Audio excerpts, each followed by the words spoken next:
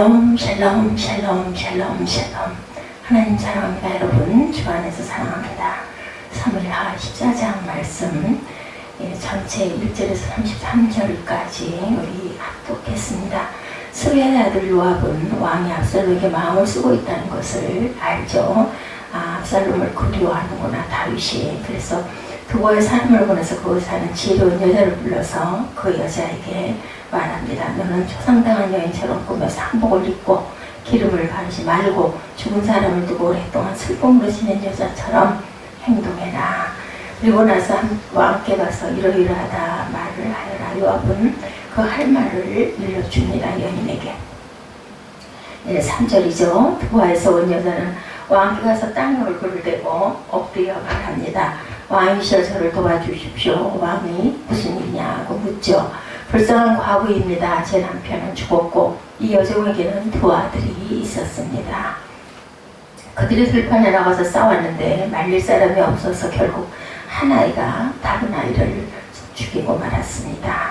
그런데 온 집안이 이 여종을 상대로 들고 일어나 자기 형제를 죽인 놈을 내놓아라. 그가 죽인 형제를 대신해서 그를 죽이겠다. 그의 시조차 말려버리겠다. 이렇게 집안에서들 다 이야기를 한다.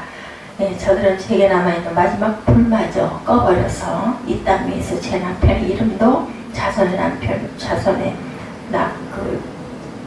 이름, 자손도 남겨두지 않으려고 합니다. 이렇게 아뢰니다. 왕이 말하죠. 집으로 가 있으라. 내가 너를 위해서 명령을 내리겠다. 그거에서 온 여인이 왕께 말하죠. 내 주 왕이여, 그 죄악은 저와 제 아버지의 집에 있습니다. 왕과 왕의 보좌는 아무런 허물이 없습니다. 왕이 누가 내게 무슨 말을 하거든 내게로 데려오라. 그가 너를 다시는 건드리지 못하게 해주겠다. 이렇게 다윗에게 이야기합니다. 여인이 다시 대답하죠. 11절에 보면 그렇다면 왕께서는 왕이 하나님 야훼께서 강구하셔서 복수하려는 사람들이 더 이상 죽이지 않도록 제 아들이 죽을까 두려우니 죽이지 않게 해주십시오 하고 간청을 합니다. 왕이 야훼께서 살아계심을 두고 맹세하는데 내 아들이 머리털 하나도 땅에 떨어지는 일이 없을 것이다. 그래서 여자가 말하죠. 왕의 여종이 내 주 왕께 한 가지만 더 말씀드리겠습니다. 왕이 무슨 일이냐? 그렇다면 왕께서는 어째서 하나님의 백성들에 대해서 같은 일을 계획하셨습니까? 제의 말씀을 그렇게 해주셨지만 왕은 다른 행동하시니 그릇된 것입니다. 왕께서는 쫓아낸 아들을 다시 불러들이지 않으시니 말입니다. 이렇게 다 이야기하죠. 요압이 작전을 쓴 겁니다. 우리는 땅에 쏟아지면 다시 담을 수 없는 물처럼 죽기 마련입니다. 그러나 하나님께서는 생명을 빼앗지 아니하시고 다른 방법을 생각해내셔서 내쫓긴 사람이 그분께 버림받은 채로 있지 않게 하십니다. 내 주와 함께서 와서 이 말씀을 드리는 것은 사람들이 저를 두렵게 만들었으니 그런 속으로 내가 왕께 말씀드려야겠다. 왕께서는 이 여종의 부탁을 들어주실 거다. 왕께서는 나와 내 아들을 하나님이 주신 유업에서 잘라내려는 사람의 손에서 기꺼이 부인내실 것이다 라고 저는 생각을 했습니다. 이 여종은 높으신 왕께서 말씀으로 위로를 해주실 거라 믿습니다. 내 주 왕께서는 선악을 분별하는 데 있어 하나님의 천사와 같으시기 때문입니다. 야훼 곧 왕의 하나님께서 왕과 함께 하시길 바랍니다. 축복도 하죠. 여인이 18절에 그러자 왕이 여자에게 내가 묻는 말에 숨김없이 대답해라. 여자가 무슨 말씀이십니까? 왕이 묻습니다. 이 모든 것이 요압의 머리에서 나온 것이 아니냐. 다윗왕이 알았죠. 여자가 왕께서 살아계심을 두고 맹세하는 내 주와 함께 무슨 말씀을 하시든 좌우로 피해갈 사람이 없습니다. 맞습니다. 실토를 합니다. 이렇게 하라고 지시하고 이 모든 말은 왕의 여종의 입에 넣어준 사람은 바로 요압 장군입니다. 왕의 종 요압이 이렇게 한 것은 지금의 상황을 바꿔보려는 것이고 내 주께서는 하나님의 천사와 지혜로우셔서 이 땅에 일어나는 모든 일을 아십니다. 왕이 요압에게 말하죠. 내가 이 일을 허락할 것인가 젊은 압살롬을 데려오너라. 그러자 요압은 얼굴을 땅에 대고 절하고 왕을 위해 복을 빌죠. 왕께서 주의 총을 들어주는 것을 보니 왕께서 종의 청을 들어주시는 걸 보니 종이 왕의 은총을 받은 것을 오늘에 알았습니다. 그리고 나서 요압은 일어나 그슬로 가서 압살롬을 예루살렘으로 데려오죠. 그러나 왕이 그를 자기 집으로 보내라. 내가 그 얼굴을 보지는 않겠다. 이스라엘 전역에서 압살롬만큼 잘생겼다고 칭찬받는 사람은 없다 그러죠. 그는 머리끝부터 발끝까지 흠잡을 곳이 없다. 그는 연말이 되면 머리털이 너무 무거워 잘랐는데 머리털의 그 무게가 저울로 200세겔이나 될 정도로 머리도 아주 풍성했다고 합니다. 압살롬은 아들 셋과 딸 하나를 낳았죠. 27절에 보면 딸의 이름은 다말이었고 외모가 아름다웠습니다. 압살롬은 예루살렘에서만 2년을 살았지만 왕의 얼굴을 보지 못합니다. 그래서 압살롬은 요압을 불러 왕께 보내려고 했는데 요압은 그에게 오지 않습니다. 거듭 불렀지만 요압이 오지 않자 압살롬은 자기 종에게 내 발 옆에 있는 요압의 밭에 고리가 있으니 가서 불을 질러라.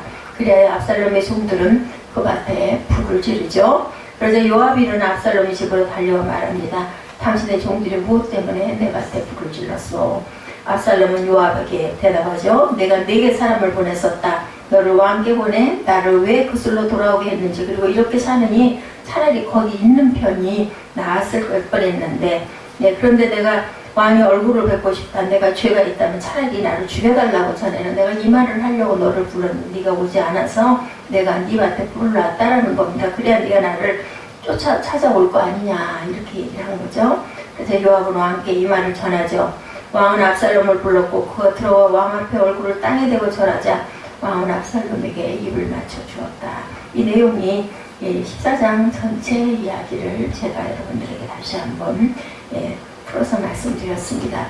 오늘 이 본문을 통해서 우리는 교훈 3가지를 한번 나눠봅니다. 세상의 지혜를 따라서 살지 말아야 되겠죠? 본문의 겉으로 볼 때는 지혜롭게 보이지만 세상의 지혜로 행하는 세 사람이 나타납니다. 첫째 요압이죠. 다윗이 그술 땅으로 망명을 가 있는 압살롬을 매우 보고 싶어하는 모습을 보고 그것을 이루어주려고 이렇게 어떻게 보면 굉장히 선한 일을 한 거예요. 다윗의 마음을 위로하려고 했습니다. 그 압살롬은 이스라엘 백성들이 다윗의 왕위를 계승할 만한 위인으로 보았기 때문에 왕국의 안정을 위해서라도 압살롬이 귀국하는 게 맞다고 생각을 한 거죠. 그래서 두고 출신 여인을 앞세워서 다윗을 설득했습니다. 내용이 그렇죠. 다윗은 결국 설득을 당하고 압살롬은 그슬 땅으로 돌아왔는데, 겉으로 볼 때는 요압은 다윗 왕과 나라를 깊이 생각하는 충신이고 지혜로운 책사로 보이지만 요압의 마음속은 결코 그렇지가 않았다. 이 모든 행동의 동기가 자신의 권력을 지키기 위한 행동이었습니다. 권력을 지키기 위해서는 그런 다른 사람의 목숨도 빼앗는 사람이었고, 이미 과거에 다윗 왕에게 투항하려는 아브넬 장군을 무고하게 죽인 적도 있죠. 요압의 지혜는 결코 신령한 지혜가 아닌 세상의 지혜였다. 두 번째로 세상의 지혜로 무장한 사람, 두고와 여인, 시키는 대로 하겠죠. 요압은 두고와 땅에서 지혜롭기로 유명한 한 여자를 불러왔고 그 여인을 성경은 그냥 두고와 여인에게 그 여인이라고만 말을 하고 이름이 없습니다. 이 여인은 요압 장군이 미리 짜놓은 시나리오를 듣고 그대로 자신이 억울한 일을 당한 당사자인 것처럼 거짓으로 행동하면서 다윗에게 호소했습니다. 다윗은 두고와 여인의 말을 그대로 믿었죠. 그만큼 두고와 여인은 연기가 뛰어났다고 말할 수가 있고, 다윗은 두고와 여인의 이야기에 빠져서 두고와 여인의 억울함을 풀어주겠다고 나섰습니다. 다윗의 판단을 나쁜 방향으로 흐리게 할 정도로 두고와 여인의 말솜씨는 탁월했고, 두고와 여인의 지혜는 신령한 지혜가 아니라 부정한 세상의 지혜였다. 거짓말을 진짜처럼 연극을 해서 했다는 거죠. 세 번째로 세상의 지혜로 무장한 사람, 압살롬 왕자. 이 압살롬은 여동생의 원수로 갚으려고 형 암놈을 죽인 다음에 외할아버지 나라인 그슬로 도망을 쳤죠. 3년 동안 그곳에서 안전하게 피신을 했습니다.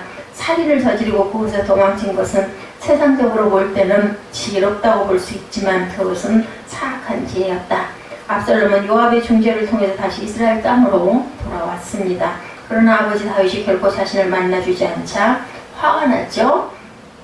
그래서 압살롬은 중재를 자체했던 요압의 밭에 불을 지르죠. 31절에 보면 크게 놀란 요압이 다시 한번 다윗과 압살롬은 중재합니다. 그래서 다윗이 압살롬을 만나도록 주도를 하죠.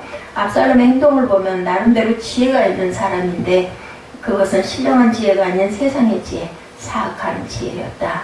앞에서 언급한 요압 장군, 압살롬 왕자, 두고와 여인은 겉으로 볼 때 지혜가 있는 사람이지만 그들은 그 지혜를 가지고 선하고 의로운 일을 도모한 것이 아니라 자신의 목적을 이루기 위해서 술수와 괴력과 불의를 서슴지 않았다. 우리는 이런 지혜를 쫓아가서는 안 되겠죠? 성경은 우리에게 위로부터 나는 지혜를 쫓아가라고 말합니다. 그 지혜의 특성은 야고보서 3장 17절에 오직 위로부터 나는 지혜는 첫째 성결하고 다음에 화평하고 광영하고 양순하며 긍휼과 선한 열매가 가득하고 편벽과 거짓이 없다 이렇게 말씀합니다. 첫째 성결하다. 마음의 화평을 쫓죠. 관용과 양순을 품습니다. 긍휼한 선한 열매를 가져오고 편벽과 거짓이 없다고 얘기했습니다. 그런데 세 사람의 지혜는 그들의 지혜는 거짓이었죠. 간교하고 불의하고 사악했다. 우리는 세상의 지혜를 따르지 말고 위로부터 난 지혜를 따르고 행해야 되겠죠. 위로부터 난 지혜는 어떻게 받을까? 예수님을 믿는 자, 예수님 안에 거하는 자, 예수님의 이름을 기도하는 자에게 주어진다는 겁니다. 고린도전서 1장 30절에 너희는 하나님으로부터 나서 그리스도 예수 안에 있고 예수는 하나님으로부터 나와서 우리에게 지혜와 의로움과 거룩함과 구원함이 되셨다라고 말씀합니다. 예수님을 믿는 우리에게 언제든지 위로부터 난 지혜가 있습니다. 우리가 예수님을 본받아 행하고자 한다면 예수님의 이름으로 기도하면 우리의 지혜의 근원 되시는 예수께서 위로부터 난 지혜를 우리에게 부어주십니다. 그 지혜로 행하는 저와 여러분 되시기를 주님의 이름으로 축복합니다. 두 번째, 사랑과 공의를 행해라. 오늘 사무엘하 14장 전체 1절에서 33절의 말씀을 중심으로 위로부터 난 지혜의 것을 제목으로 우리 함께 은혜를 나눕니다. 두 번째, 사랑과 공의를 행해라. 요압은 다윗을 설득해서 압살롬을 이스라엘 땅으로 돌아오도록 하기 위해서 억울한 사연을 만들어냈죠. 그래서 두부와 여인이 억울한 사연의 당사자인 것처럼 꾸며서 다윗에게 말하도록 합니다. 다윗은 그 사연에 깊이 공감했고 여인의 억울함을 풀어주겠다 이렇게 선언을 합니다. 그런데 요압이 만든 억울한 사연의 문제점은 사랑과 공의의 균형을 이루지 못하는데 심각한 문제점이 있었다. 한 여인이 남편은 일찍 죽고 두 아들을 의지하며 살았죠. 그런데 어느 날 두 아들이 서로 싸우다가 그만 형이 동생을 죽였습니다. 그래서 동네 사람들이 살인한 형을 율법에 따라 사형에 청하겠다 이렇게 나섰는데 여인의 우선은 남편과 둘째 아들이 죽었는데 큰아들마저 죽여버리면은 결국 집안에서 손이 끊어지는 것이 아니냐는 거죠. 구약에는 자손을 잊지 못하면은 하나님이 주신 거룩한 사명으로 그것을 여겼기 때문에 자손을 잊도록 어떻게 하든지 하려고 했었던 그러한 그 세습이 있었습니다. 구약시대에 자손을 잊는 것을 하나님이 주신 거룩한 사명으로 여겼던 거죠. 이런 논리를 폈을 때 다윗도 여인의 호소에 수긍을 해서 자기가 나서서 첫째 아들의 생명을 지켜주겠다 이렇게 맹세를 한 거예요. 여기에는 과오가 있죠. 자손을 잇는 대의를 위해서라면 첫째 아들의 살인행위도 묵과해야 한다는 논리는 옳지 않은 거죠. 쉽게 말하면 어긋납니다. 어머니로서는 동생을 죽인 첫째 아들을 용서할 수 있는 사랑이 당연히 있겠지만 첫째 아들의 살인에 대해서 어떤 처벌도 내리지 않고 덮고 넘어가는 것은 옳지 않았다는 겁니다. 공의를 저버리는 불의한 일이죠. 사랑은 있을 때 공의는 없는 그러한 처사였다. 다윗은 요압이 만든 사연에 공감을 한 나머지 첫째 아들을 지켜주겠다고 약속을 했습니다. 그런데 사연의 주인공이 다윗 왕 자신이었어요. 본인도 압살롬을 용서하는 것이 결코 옳은 일이 아닌 것을 알고 있었죠. 암논을 자기 여동생을 겁탈한 그 형제를 죽였죠. 그러나 두부와 여인의 한 맹세 때문에 어쩔 수 없이 압살롬을 용서해서 이스라엘 땅으로 돌아오도록 허락해 줍니다. 다윗이 압살롬의 귀국을 허락했지만 진심으로 압살롬을 용서하지는 않았죠. 그래서 압살롬을 만나주질 않았던 거죠. 이것은 압살롬에게 상처가 되고 분노를 일으킵니다. 일단 용서하겠다고 허락했으면 과거를 청산하고 화평하게 지내야 하는데 다윗의 행동은 이것도 저것도 아닌 행동이었다는 거죠. 다윗은 사랑과 공의의 균형을 그만 잃어버렸습니다. 다윗은 압살롬에게 어떻게 해야 했을까? 아버지로서 압살롬의 행동을 용서할 수는 있었겠지만 거기에는 조건이 있어야 됐겠죠. 압살롬이 진심으로 자신의 행동을 회개하도록 촉구했어야 되고 그리고 확인해야 했다는 것, 그리고 회개와 함께 살인행위에 대한 징계를 반드시 내렸어야 합니다. 그 징계가 사형은 아닐지라도 압살롬이 금신하도록 하는 조치를 취해서 이것을 자신을 스스로를 뉘우치게 했어야 된다. 그런 과정이 없었기 때문에 압살롬은 자기 행위를 반성하지 않고 당당하게 행동하죠. 결국 아버지에게 불만을 품은 나머지 훗날 반역을 일으키는 불씨가 되고 맙니다. 다윗이 압살롬을 진심으로 용서할 수 없거나 압살롬이 회개의 태도를 보이지 않았다면 아예 그를 귀국을 하지 못하게 했어야 옳았다는 겁니다. 그렇다면 다윗의 가문에 훗날 불행한 사건이 발생하지 않았을 것이다. 다윗은 바세바의 사건 이후에 이전에 그가 보여줬던 사랑과 공의의 균형을 이뤘습니다. 하나님은 우리에게 사랑과 공의의 균형을 이루시죠. 예, 하나님은 사랑은 죄로 타락한 우리를 용서하기를 원했지만 하나님이 실제라도 죄인된 우리를 용서하시려면 우리에게 지은 죄에 대한 대가를 반드시 지불해야 됐기 때문에 독생자 예수 그리스도를 보내셨죠. 그가 십자가에서 피 흘려 죽으심으로 우리 죄의 대가를 지불하셨습니다. 하나님은 공의를 지키셨죠. 예수님이 죽으신 십자가는 하나님의 공의와 사랑과 절묘하게 만난 장소. 하나님은 우리가 지은 어떤 죄라도 용서하시지만 우리가 진심으로 회개했을 때 그 죄를 용서하시고 회개가 따르지 않은 용서는 다시 불의를 일으킨다라는 것. 시편 85편 10절이죠. 인애와 진리가 같이 만나고 의와 화평이 서로 입맞춘다. 이렇게 증거합니다. 그래서 우리는 사랑과 공의의 균형을 잃지 말아야 되겠고 위로부터 난 지혜, 하늘의 지혜의 특성은 사랑과 공의가 균형을 이룬다는 것을 잊지 말아야겠습니다. 우리는 범사에 사랑으로 행하되 단지 정에 이끌려 공의를 저버리면서까지 용서하고 편의를 가지고 눈 감아주는 것은 옳지 않은 일이다.